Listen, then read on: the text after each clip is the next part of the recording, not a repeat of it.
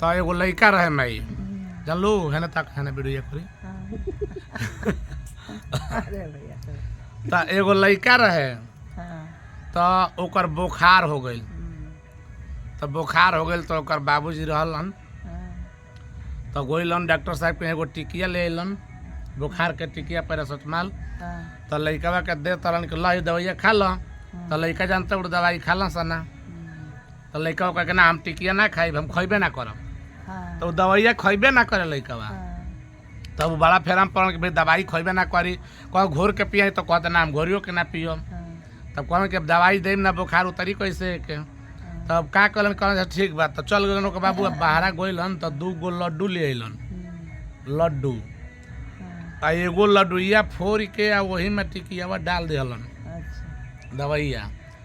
आ डाल के आ कहलन कि माने वही में फिर पार दिहलन लड्डूया कह के लड्डूया देव तो लड्डूये के चलते ही माने दवाइया वही में खा घली जाता तो आ एगो लड्डूया में अपने ले लन तो एगो लड्डूया अपने खा घलन आ एगो जो टिकिया जन में डलन तेवन लड्डूया कहलन लड़कवा के ल तू खा लड्डू वो जन खाइए ना घली अब वो लड़कवा अपन लड्डूया लेके अपन घूम घूम खाए लागल आ खा लेलस तो लड्डू खा लेलस लड़का तो पूछलन कि खा गल लड्डूया कुल तो कहलस कि हाँ खा गल नहीं तो खुश हो गलन कि चल अब तो दवाइया खाइए गल होई तो लड़का कहता कि पापा वो कहाँ से लड्डू ले आई रहा है तो कहलन कि का बात बा तो लड़का कहलस कि वो लड्डू वजह से अब मत लड्डू किनी है वो लड्डूया में एगो बिया रहल है हाँ तो बिहवा निकाल के फेंक देने टिकियावा जौन रहे लड़कवा निकाल के फेंक दिला बा कहता कि लड्डूया खाते तो मैं एगो बिया रहा के निकाल के हम फेंक देनी है तब कहन कि बताव जौना खातिर का अलगा भैनी हुए मिलल बा खरा जना खातिर के लड्डू लेनी है आ जना वो देनी है कि लही माने खा ल तो वो लड्डूयो ना खैलस बस आओ तालो आइलो बजन लू तो वही तरह भगवान हमनी के जौन बाड़े ई लड्डू रूपी संसार बना दिहलन ई संसार लड्डू है कि यही संसारवे में रह के ये लड्डू खाता वो बियवो के माने निरंकारों के याद करी आदमी लेकिन आदमी क्या करता कि बियवे निकाल के फेंक देता आ लड्डूया खूब खाता है माने संसार के कुल ख्याल बा कि माने हाँ तिलक विवाह शादी हेन तेन न्योता हकारी है आ फिर से होली कहिया बा दिवाली कहिया बा 25 के मनी के 26 के मनी रक्षाबंधन 30 के होई के कुल याद बा आ लेकिन जो असली चीज बाटे जना खातिर जन्म मिलल बा जीवन मिलल बा सुमिरन करे के तू ही निरंकार में तेरी शरण हाँ मैनू बख्श लो ये भुला जाता तो लड्डूया रुपये संसार तो भगवान ते संसार बना के सूरज बना देते तारा के रोशनी दी चंद्रमा बना देता नहीं हवा बना देते तू अपन सांस लेब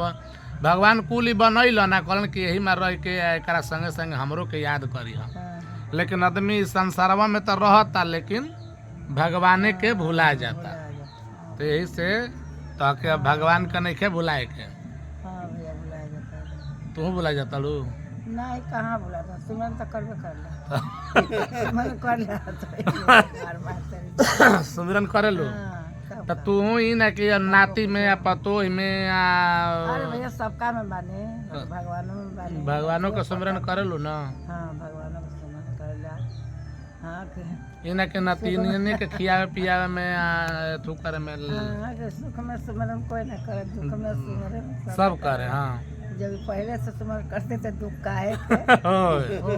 तो दुख में सुमिरन सब करे सुख में करे ना कोई अब तहार तो सुख बाटे तो सुमिरन कर तड़ू अच्छा भैया सुख में ना कर लगे दुख पर तबे सुमिरन करला सुख में नहीं खे बस पर दुख कौन पड़ जाला तो हम तो सुमिरन कर ले उठी ले सवेरे सब सुमिरन करके उठा फिर आई बाहर तब सुमिरन करो हाँ तो निरंकार मैं तेरी श्रद्धा मैनू बख्श लो हाँ धन प्यार से कही